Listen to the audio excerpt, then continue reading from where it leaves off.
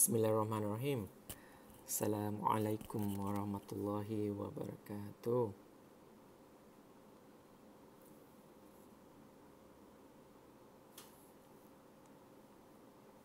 Alhamdulillah. So hari ini saya akan membuat siaran secara langsung untuk topik kelima saya di Instagram ni. Jadi sebelum saya meneruskan perbualan pada hari ini, suka juga kalau saya mendapat maklum balas daripada beberapa orang yang telah join so far ni untuk update saya sama ada mereka pernah tak join sesi-sesi sebelum ni. Saya rasa saya kenal beberapa muka kat sini. Waalaikumsalam. Sister Nolinda Jamal. Saya rasa Sister Nolinda Jamal dah pernah join kan? Alhamdulillah. The reason kenapa saya tanya soalan ini, dia membantu untuk kita mengikuti Fadilah Suhaimi mengatakan Assalamualaikum saudara. Waalaikumsalam. Alhamdulillah. Tahniah Cik Fadilah Suhaimi ya. Rasa tenang, syukur pada Allah. Semua dengan izin Allah ya. Jadi Alhamdulillah, nampak gayanya ada beberapa sahabat-sahabat kita di sini telah pun join sesi-sesi sebelum ini, yang mana saya telah melakukan 4 video so far yang saya sempat rekod cuma 3 video saja, yang mana saya telah berkongsi ke laman Facebook saya.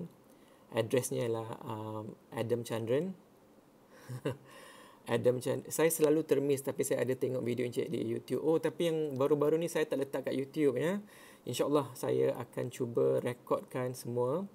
And itulah seperti yang saya cakap tadi, saya dah mula share dekat Facebook. Nama Facebook saya ialah Adam Chandran Business and Life Coach. Business and Life Coach ya. Kalau you all sempat, just sempatlah intai saya dekat sana, dan insya-Allah saya harap perkongsian ini boleh dikongsi dengan sahabat-sahabat lain.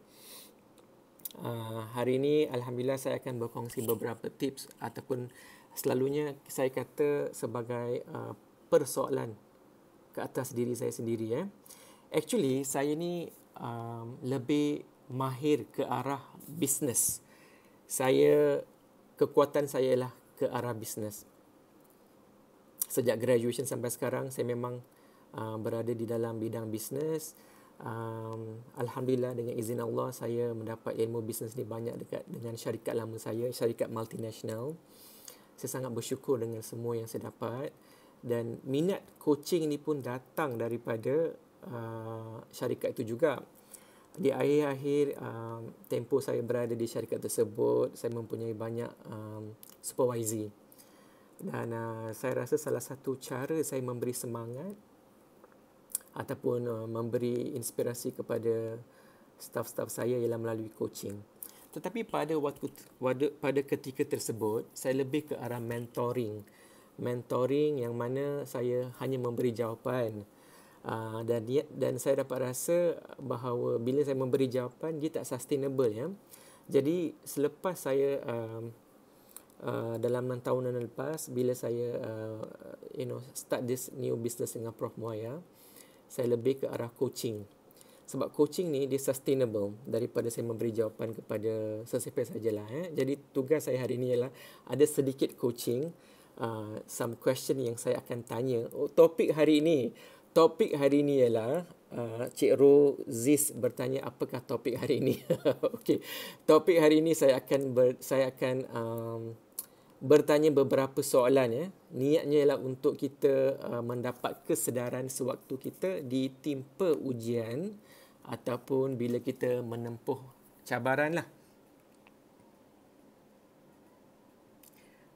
Yes, that's true. Nolinda Jamal ya, alhamdulillah. NLP is a very powerful knowledge ya. Memang saya belajar mahal ya. Itulah saya memberi ilmu ni dengan izin Allah ni pun dengan niat untuk menolong ya. Jadi Cik Nolinda, It'd be nice if you can share to your friends. Waalaikumsalam Puan Rosnani Syuib. Alhamdulillah. Okey, jadi saya ada beberapa soalan sebelum saya start juga hari ni. Do you think it's better for me to do live dekat Facebook or dekat Instagram? Just randomly I'm asking this question sebab saya perasan dekat Instagram ni saya tak mampu nak share.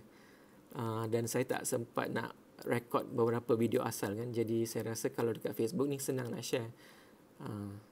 Instagram, Syahira. Syahira kata Instagram. Okey. Bismillah.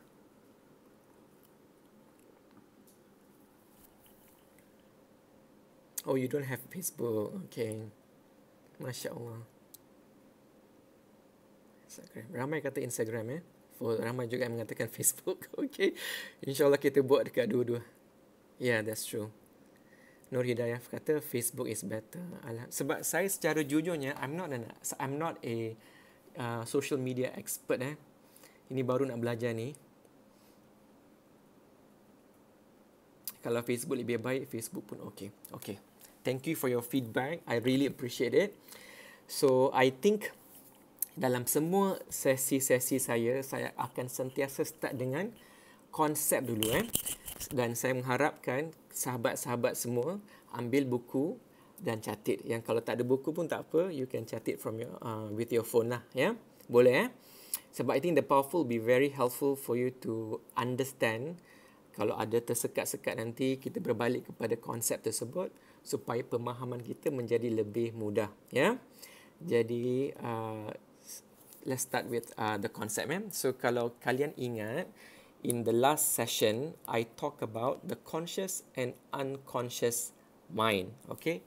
Conscious and unconscious mind. Jadi, pada hari ini, saya tak akan go in detail on what is the definasi atau pemahaman dengan lebih detail on this conscious and unconscious mind. Jadi siapa yang nak faham ataupun belum faham lagi, nak faham dengan lebih detail lagi, boleh rujuk kepada video keempat saya yang saya buat sebelum hari inilah, tak silap saya pada hari Jumaat. Okay? So today saya akan bercerita sedikit tentang 4 stages of learning. Sebelum kita pergi ke topik challenges tu, saya nak bagi konsep dulu Saya nak bagi konsep dulu so that you all can jot down this concept. Dia ni sangat powerful konsep ni. Jadi kalau siapa yang catat nanti, bolehlah share dengan kawan-kawan and buat reflection kepada diri sendiri untuk melihat kat mana kita dengan 4 stages of learning ni. Saya nak share tentang stages of learning, okay? Ataupun peringkat-peringkat pembelajaran yang berbeza. Secara totalnya, dia ada 4 stages of learning. 4 stages of learning. I actually have a simple board kat sini, tetapi saya tak tahu kalau saya tunjuk dekat Instagram nampak ke atau nampak terbalik. I'm just gonna share and you give me a feedback. Kalau nampak tak nampak pun tak, just share. So far, you nampak ke? Or is it terbalik? Boleh nampak ataupun does it look terbalik?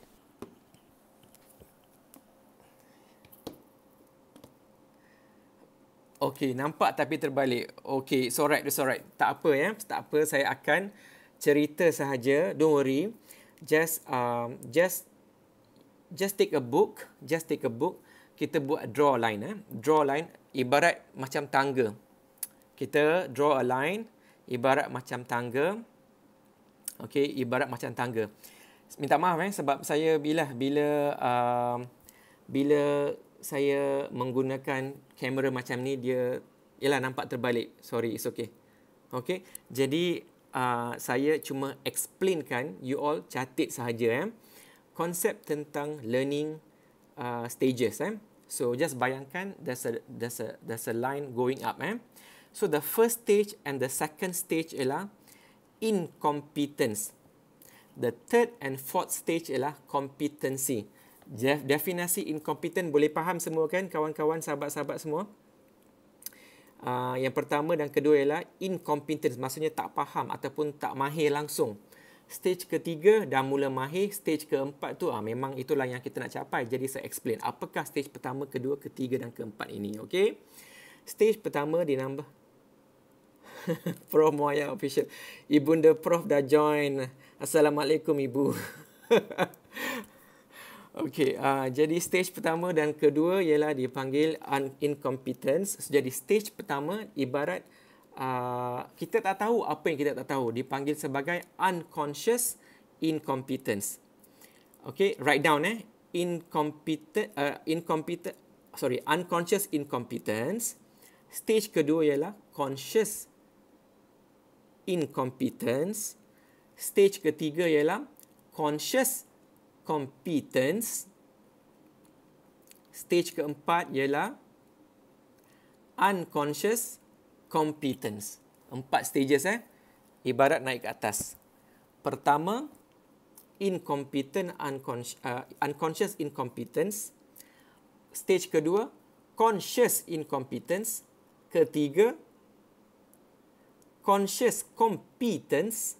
Keempat, unconscious competence. Jadi apakah definisi? Saya bagi situasi je lah untuk kita faham dengan lebih detail. Baru-baru ni kan kita ada MCO. Situasi ni agak comel lah. Saya observe benda ni dekat supermarket. Pada yang ingat, pada waktu mula-mula kita MCO dulu, kita ingat kan yang perlu pergi ke pasar raya masa waktu tersebut hanyalah suami-suami ataupun lelaki-lelaki yang dibenarkan, tak silap saya pada waktu tersebut kan, especially yang dah berumah tangga. Kalau first stage ni unconscious incompetent, maka yang stage pertama ni dia tak sedar pun apa yang dia tak tahu. Jadi ibarat bayangkan dia nak pergi ke pasar ataupun supermarket untuk membeli keperluan rumah, terutamanya keperluan dapur. Bila nak pergi ke bahagian sayur-sayuran, si suami saya nampak masa saya tengah beli tu, dia macam terkapai-kapai tanya orang, apakah sayur ini, apakah nama sayur tersebut. Jadi dia tak tahu apa yang dia tak tahu. Jadi inilah yang dipanggilkan stage pertama, unconscious incompetent. Memang tak mahir dan dia tak tahu apa yang dia tak tahu. Okey.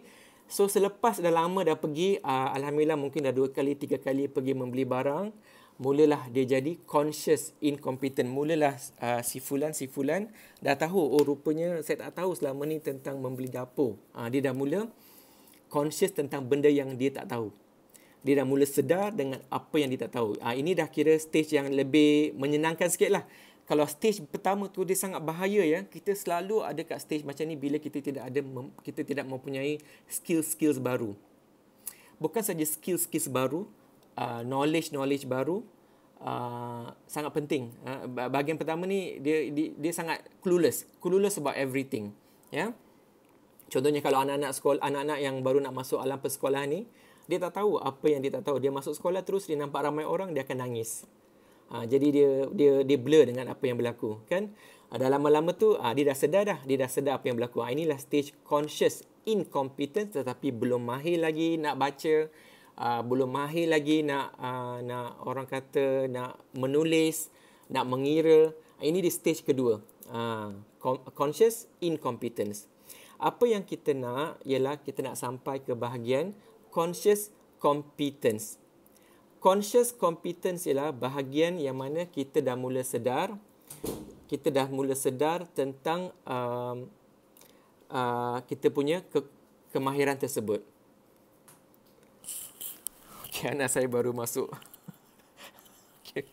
Okay, so stage ketiga ialah conscious competence. Stage yang kita dah sedar dan kita pun dah mula mahir.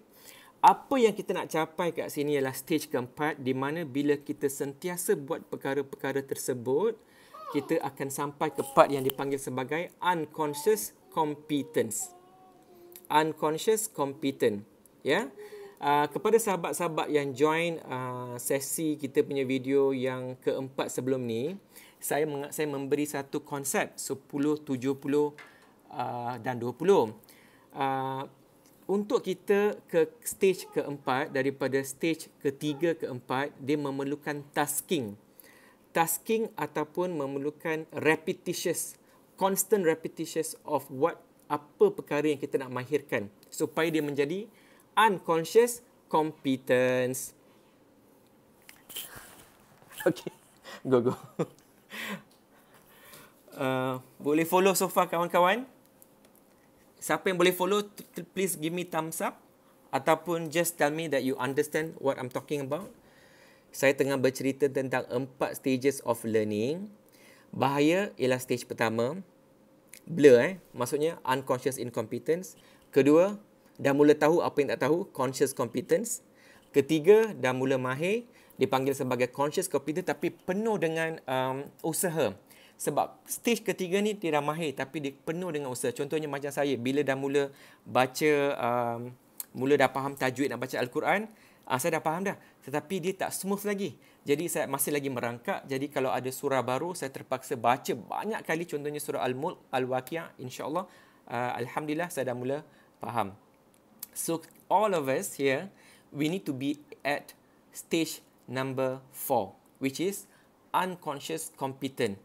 Jadi pasal tu saya suka ulang balik semua konsep-konsep yang kita belajar daripada sesi pertama sampai ke hari ni sesi kelima, alhamdulillah.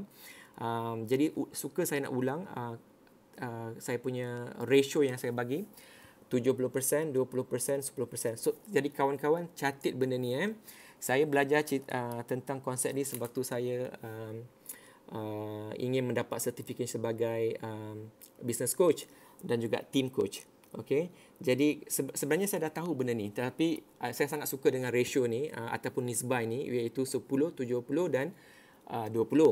Kalau kita nak ke stage 4, daripada stage 3 ke stage 4, kita kena amalkan 70%. Jadi semua kawan-kawan kita pada hari ni, salam, mana boleh saya tengok session 1, 2, 3? Boleh tengok dekat saya punya Instagram Alhamdulillah saya ada letak di title sebagai day 1, day 2, day 3. Ya. So saya nak ulang balik, untuk kita pergi ke stage 3 to stage 4, kita perlu buat 70%. Jadi apa yang kita tengah lalui semua ni sekarang ialah 10%. 10% ilmu yang kita terima.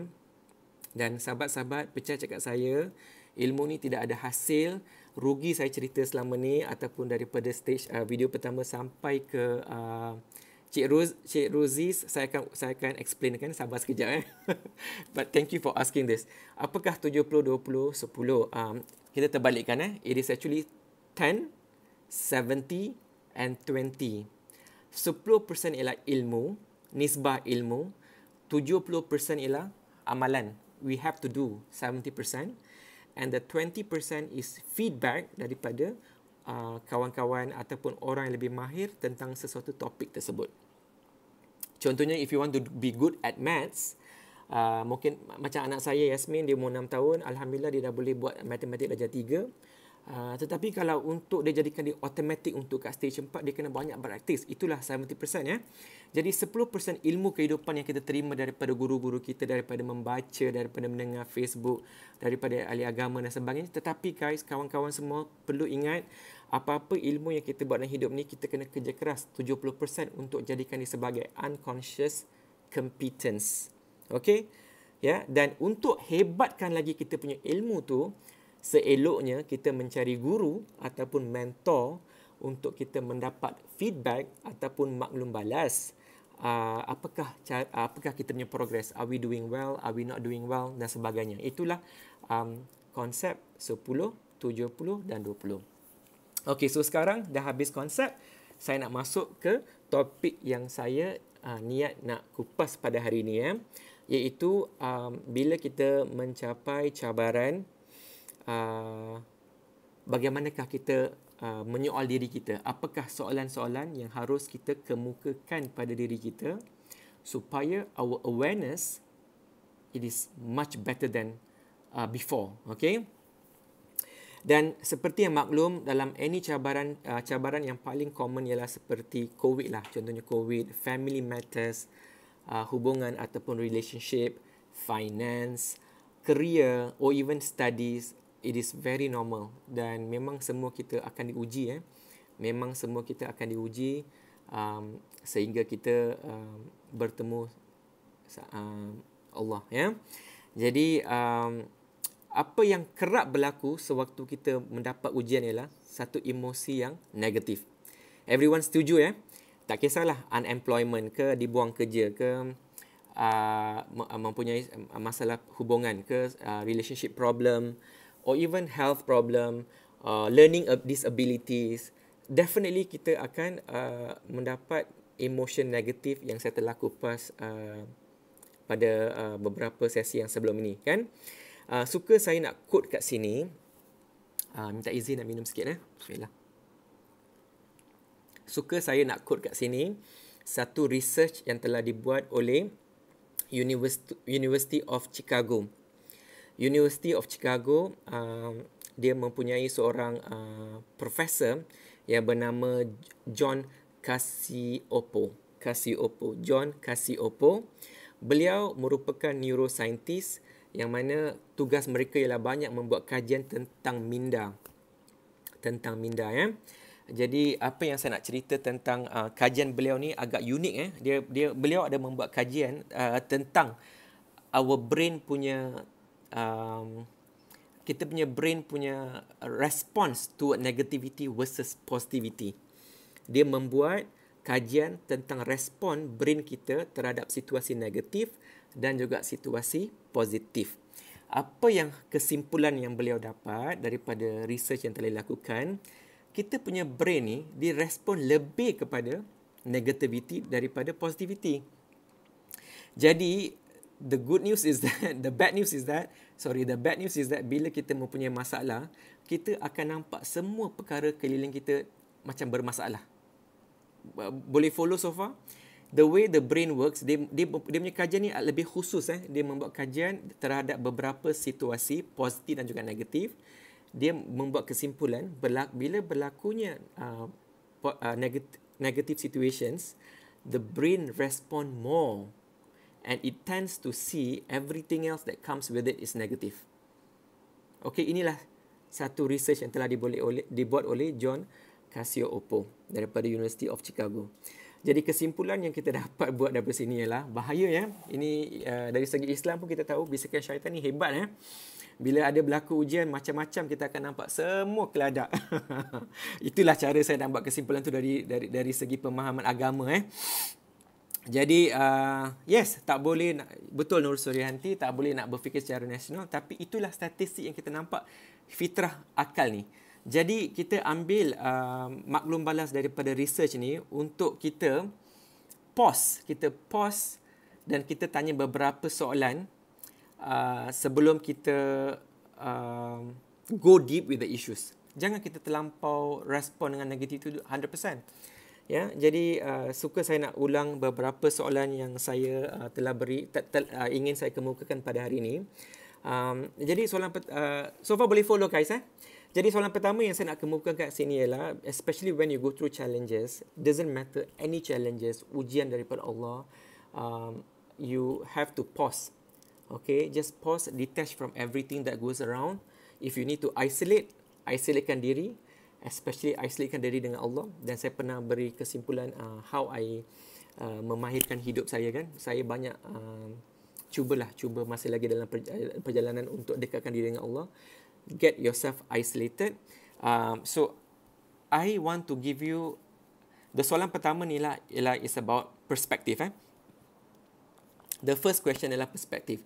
Jadi semua kawan-kawan kita faham apa maksud perspektif kan?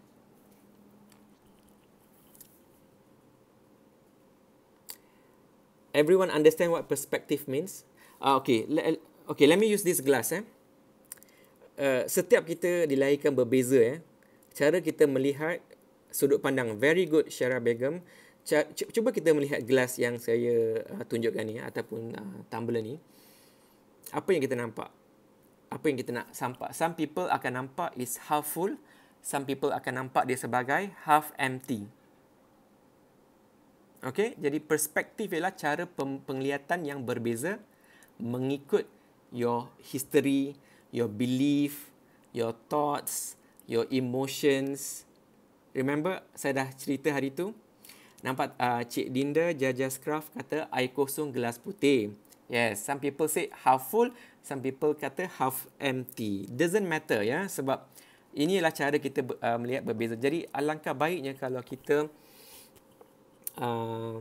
melihat daripada pelbagai sudut, dia membantu kita. Jadi my first question is, bagaimanakah saya boleh melihat sesuatu keadaan ataupun sesuatu musibah tu dengan cara yang berbeza dan mencari peluang dalam cabaran ataupun situasi musibah tersebut. That is my first question. Saya ada 3 soalan pada hari ini. Soalan pertama yang harus saya jawab, contohnya bila berlakunya COVID ni, it's easy for me to just follow every day, ikut je apa yang berlaku every day. Tetapi saya kena step back, saya kena isolate myself, saya kena bermuhasabah diri dengan Allah. Dan soalan pertama yang saya tanya pada diri saya, apakah perspektif lain yang saya lihat daripada COVID-19 ini? Ataupun apakah sudut lain yang saya nampak daripada cabaran yang saya lalui ini? Cabaran ada pelbagai ya. Macam saya cakap tadi, ada yang mungkin buang kerja, ada yang mungkin mempunyai masalah kesihatan, ada yang mempunyai masalah hubungan ataupun relationship. Jadi the first question is, apakah perspektif baru ini ataupun apakah perkara yang boleh saya lihat sebagai peluang dalam cabaran ini? So that is the first question you should ask yourself. So please write down guys. Please write down. Apakah peluang yang saya dapat cari dalam situasi musibah ini? Tak kisah, tulis. Contohnya macam buang kerja. Apakah yang you nampak bila you dibuang kerja? Daripada you engross dalam isu negatif tersebut. Remember the research yang saya cakap tadi daripada University of Chicago, Professor Casio Oppo, beliau mengatakan otak kita ni dia akan respon lebih kepada negatif daripada positif. Jadi bahayanya bila kita dah nampak fakta ni, kita kena sedar, kita kena kontrol benda ni. Kita kena kontrol akal kita ni. Sebab akal kita ni merupakan satu ciptaan yang sangat kompleks dan dia boleh respon mengikut apa yang kita nak, dan apa yang kita dapat sebelum ni dia akan continue kalau kita tak reset kan, macam saya cakap semalam ataupun hari Jumaat lepas. Jadi the first thing you want to do when you have issues, what am I learning here?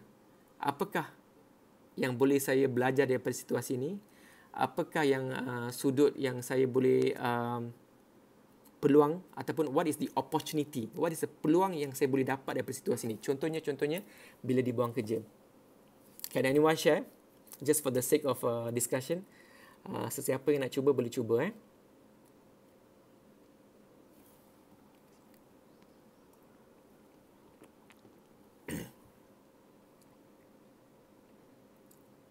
Okay, very good. Cik Faris Bakarudin, dapat dekatkan diri kepada Allah dan keluarga. Betul. Mungkin bila kita hilang pekerjaan tersebut, mungkin ini tanda ada lagi peluang yang lagi baik untuk kita. Mungkin ya. Mungkin ini masa untuk kita belajar ilmu baru. Mungkin ini masa untuk kita sharpen our saw. Kita ambil balik buku. Kita mencari ilmu pekerjaan yang baru. Contoh, mungkin kita berpeluang untuk menyambung minat kita yang telah kita abaikan dulu. Contohnya ramai je saya nampak zaman masa-masa MCO ni kembali belajar, memasak, sangat excited nak tunjuk dekat Facebook. So that's one cara melihat sudut dalam hilang pekerjaan. Yes, teroka bisnes online. Betul. So that is the first question. Contohnya macam yang kalau ada yang macam mana dah tak ada kerja nak cari kewangan. Kewangan makin lama makin sempit. Maksudnya saving tu makin lama makin kurang.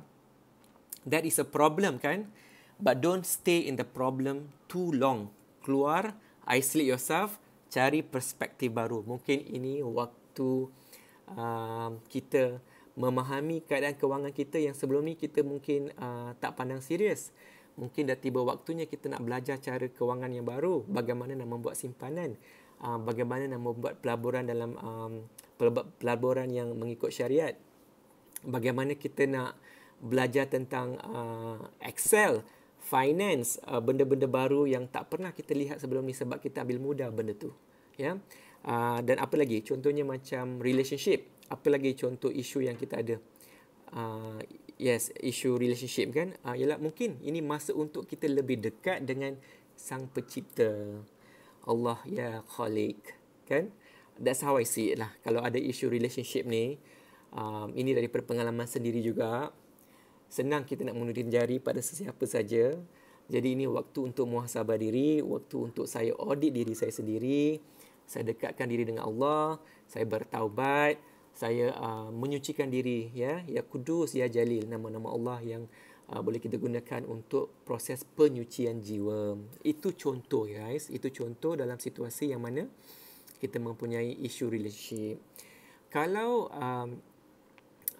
yang kita ni sebagai orang Islam ni cukup bertuah. Kalau kita ada ujian kesihatan, the first thing we say, Alhamdulillah, inna lillahi wa inna ilaihi raji'un. Contohnya macam kita mengambil peluang itu untuk mendekatkan diri dengan Allah. Mungkin itu kafarah dosa kita. Itu cara kita disucikan sebelum kita dipanggil, dan sebagainya. So we are very lucky.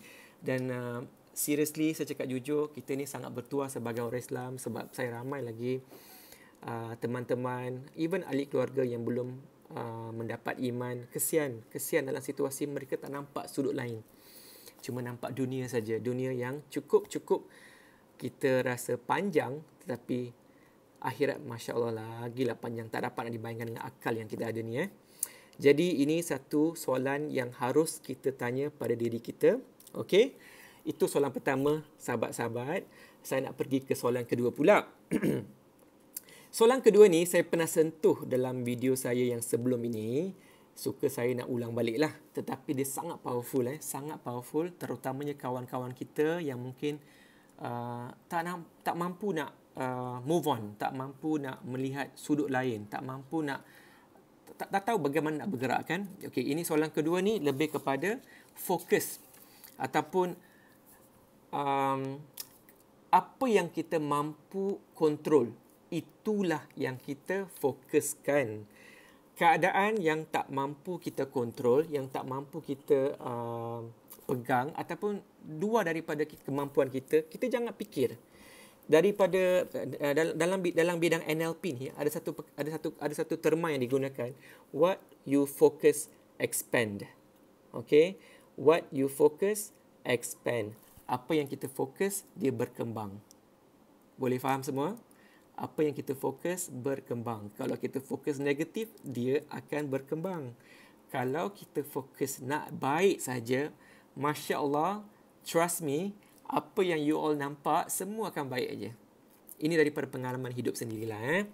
Jadi, the second question is a very powerful question. First, you dah nampak dah nak tengok peluang kat mana. Betul?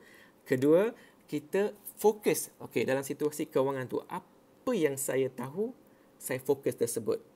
Benda yang saya tak mampu nak kontrol, benda yang luar daripada kemampuan saya tak nak campur tangan ataupun saya tak nak fokus.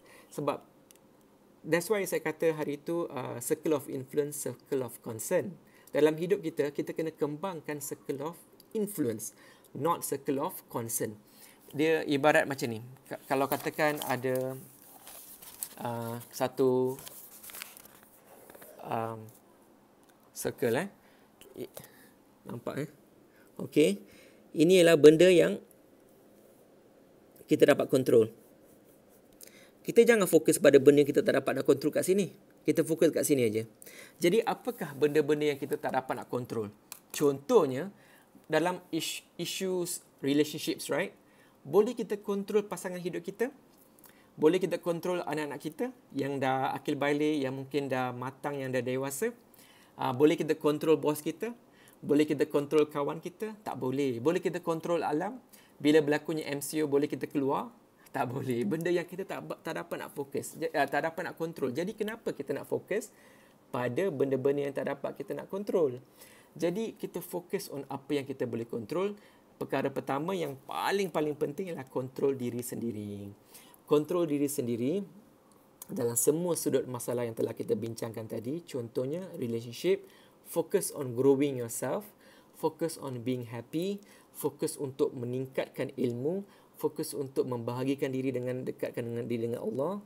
Jadi bila kita change, everybody akan change. Sebab bila kita tukar, kita akan menghasilkan energi ataupun aura-aura yang cukup positif. Jadi itulah cara kita fokuskan kembali kepada benda-benda yang boleh kita kontrol sahaja. Okey. So dalam sudut masalah kewangan, harga minyak naik ataupun barang naik. Of course, itu ialah benda-benda yang melibatkan society at large. but you focus on yourself. Maybe dah tiba masanya untuk kita jadi kreatif dengan cara kita menguruskan kewangan, kita membeli barang, mungkin kita we start innovating our ideas untuk kita menghasilkan apa yang kita nak. So you start developing yourself, you focus on yourself, you can't make a change in others. So it's very important untuk soalan kedua ni, fokuskan apa yang you can focus, ya. And then the last question is, after you have done these two things, insyaAllah you're going to progress, kan? InsyaAllah kita akan maju ke depan, satu langkah ke depan, kan?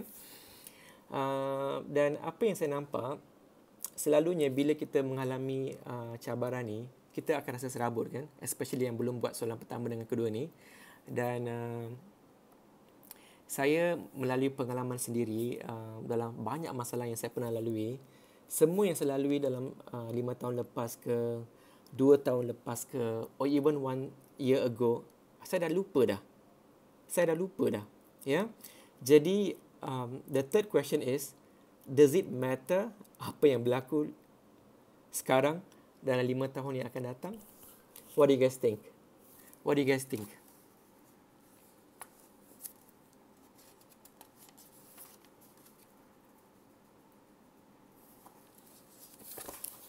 Apa you all rasa, ya?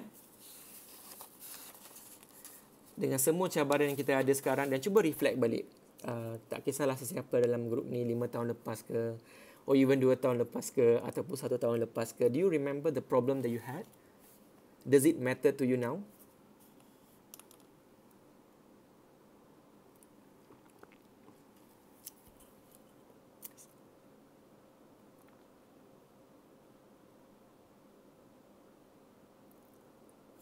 Contohnya saya pernah melalui masalah kesihatan yang yes, that's right. Contohnya saya pernah melalui satu masalah kesihatan. I can't remember. It's about maybe 10 years ago. I was very young at that stage dan mula ada cataract. Daripada isu kesihatan lain, saya diberi steroid. Dengan steroid yang overdose, saya mendapat cataract lebih awal daripada kebanyakan orang. Saya jadi lebih tua. Kebanyakan orang develop cataract at the age of 60 and above. Some people get 55, but I got it like 30. You bayangkan lepas saya dah buat cataract tu, saya tak nampak langsung dekat. Maksudnya I can't even read anything near. I was very young, kan? And it's important for us to read near, dekat-dekat, kan? So tiba-tiba saya tak nampak dekat. So it was quite a problem at the beginning. Tapi my mind get adjusted. Eventually saya dah lupa dah pun saya ada problem tu. Sekarang besarkan je font, ya. Jadi, so those are the 3 easy questions you could ask yourself when you go through challenges in any stage of your life. InsyaAllah, when you ask those questions, you akan mendapat perspektif baru dalam kehidupan. Sebab ingat apa kajian daripada Universiti Chicago, you do not want to sit in a problem too long, because one small problem will be able to expand to more problem, ya. Dari sudut NLP, what you focus, expand. Itu saja perkongsian pada hari ini. Alhamdulillah, it was a rather quick sharing, ya. And I hope I can spend the next 5 minutes to maybe answer some of the question that you sesiapa ada kat sini lah, InsyaAllah. Actually, saya niat nak share video yang singkat-singkat seperti ini sebab dia senang faham, ya. Boleh tak nanti post story apa yang kod tadi tu? InsyaAllah Cik Roziz, InsyaAllah. Ya. Okay. Saya akan record session ini sebab hopefully those yang tak sempat nak join this live, they can always tengok balik lah, ya. You're most welcome, Cik Nurlinda Jamal. Macam saya cakap tadi at the beginning, 10, 70, 20, please apply immediately. Okay, jadi in the next 5 minutes, saya nak bagi tips untuk kita immediately go into the 70%. Okay, perbezaan antara student A dengan student B. Kalau student A, dia dapat 90% in the exam tapi dia tak apply. Tetapi student B dia dapat 60%, dia apply 60%. Yang akan jadi hebat ialah student B. Jadi, what I want to okay, let me answer one question before I move on to the next step. How long should I isolate whenever you face a challenge? You know yourself better, Cik Ati,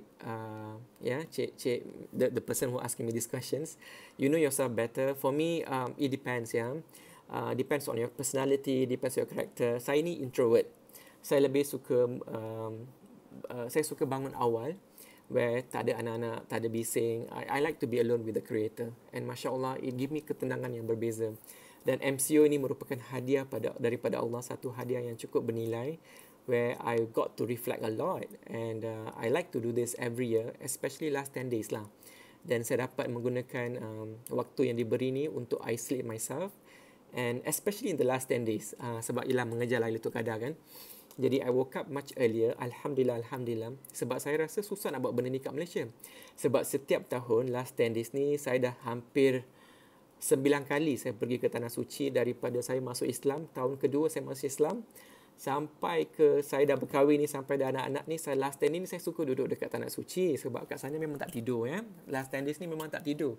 Nak mengejar malam lah, mengejar malam Lailatul Qadar. Jadi this year, cabarannya ialah mengejar Lailatul Qadar di Malaysia tanpa tidur. Jadi saya cuba bangun lebih awal. Saya asingkan diri daripada keluarga. Saya bangun pukul 3 pagi. Alhamdulillah, it has helped me a lot untuk melihat perspektif kehidupan ini dengan sudut yang cukup berbeza, yang membantu untuk saya move forward.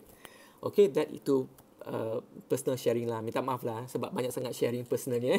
Okay, so untuk kita pastikan kita immediately do 70%, which is the 10, 70 and 20 tu kan. Sekarang kita dah belajar 10% tadi dah. So kita nak fokus pada 70. Please do SMART. Saya rasa rata-rata sahabat-sahabat kita kat sini semua tahu tentang formula SMART kan, which is specific action yang you nak ambil, pastikan dia measurable, boleh diukur, pastikan dia attainable, okay? Perlu ada contoh results, perlu ada time. Kalau tak ada time ni, hancur. Kita akan membuang masa tanpa kita sedar, kan? Therefore, you need to do this SMART. Saya cuba praktikan SMART in every part. Even my children educations, akhlak mereka, tentang mereka punya ilmu agama, tentang ilmu matematik, saya buat. Or even their characters, I do. Nak tengok macam mana dia orang punya perubahan tu, saya buat SMART. Tetapi saya punya difference versus the SMART concept, saya tambah lagi satu kolom dekat Excel tu, tentang impact kepada semua specific measures yang saya buat. Contohnya, saya bagi contoh yang paling mudah lah ya. Katakan si Fulan nak kuruskan badan. Okay, itulah dia punya spesifik. Okay, measurable dia lah nak kurangkan 5 kg. Okay, dia buat timeline 1 bulan. Tapi bagi saya, dia tak memberi impact sebab 5 kg tu, what is it? Ya? Dia, untuk Noratika, you can check SMART formula dekat Google, mana-mana pun ada. Okay, saya cuma nak explainkan meaning behind each of this acronyms. Jadi 5 kilo tu mungkin tak memberi manfaat. Jadi saya akan cari impact. Okay, apakah impact yang saya nak cari dalam sudut lose weight tu? Contohnya, mungkin 5 kilo tu saya akan rasa saya lebih ringan, saya akan rasa saya lebih bertenaga, saya punya mood is better. Itulah saya cari. Jadi setiap aspek yang saya nak capai ni, saya akan fokuskan pada dia punya impact daripada dia punya measures yang mungkin tak ada makna lah. Contohnya, kalau student yang nak dapat A tu, dia boleh tulis subjek tu dia nak dapat 100. Contoh itulah dia punya measures. Dia kata dalam sebulan ni dia nak belajar, dia nak buat latihan, dia nak dapat MCQ 100%. Bagi saya 100% tu measures yang sungguh dahsyat, tetapi kedahsyatan tu lebih baik jika kita campur lagi dia punya impact, which is dia berilmu dalam sudut subjek yang diambil, bukan hanya setakat penghafalan tetapi dia dah apply. Dia nampak bahawa bila dia dah dapat ilmu tersebut, dia dapat 100%, tetapi yang hebatnya ialah beliau nampak impact yang dia belajar. Contoh yang kita belajar pada hari ini, it's easiest for you to write and then you learn and then you muntahkan balik. Tetapi the best of impact is when you see that you are getting better. You menjadi lagi baik daripada sehari ke sehari. Bila kita melihat pasangan hidup kita ke, melihat anak kita ke, semua nampak macam berbeza. Walaupun mereka masih lagi tak tukar. Sebab you see, change start from you, you know. Change starts from you. Bila you berubah, bila you rasa lebih bahagia, no matter what challenges you go through in life, insya-Allah, yang you boleh control, yang you tak boleh control, you tetap akan rasa okay. Alright. So, itu saja perkongsian kita pada hari ini. Dah nak sampai almost 1 jam. Saya rasa itu sajalah. Jadi, saya akan bersiaran ulangan lagi pada masa-masa yang akan datang. Doakan saya ke sahabat-sahabat semua ya. Bila nak buat ilmu macam ni, nak buat perkongsian ilmu ni pun kena berjihad juga, kena meluangkan waktu, kena plan betul-betul supaya tak mengganggu keluarga, tak mengganggu kerja dan sebagainya. Doakan saya, doakan semua sahabat-sahabat kita kat sana. Salah satu doa yang paling baik ialah bila kita memohon ampun dengan Allah, kita memohon ampun untuk semua sahabat-sahabat kita yang Muslim, untuk keluarga kita dan sebagainya. So ampunkan doa untuk saya jugalah doakan keampunan untuk saya juga, dan insya-Allah kita jumpa lagi. Assalamualaikum warahmatullahi wabarakatuh.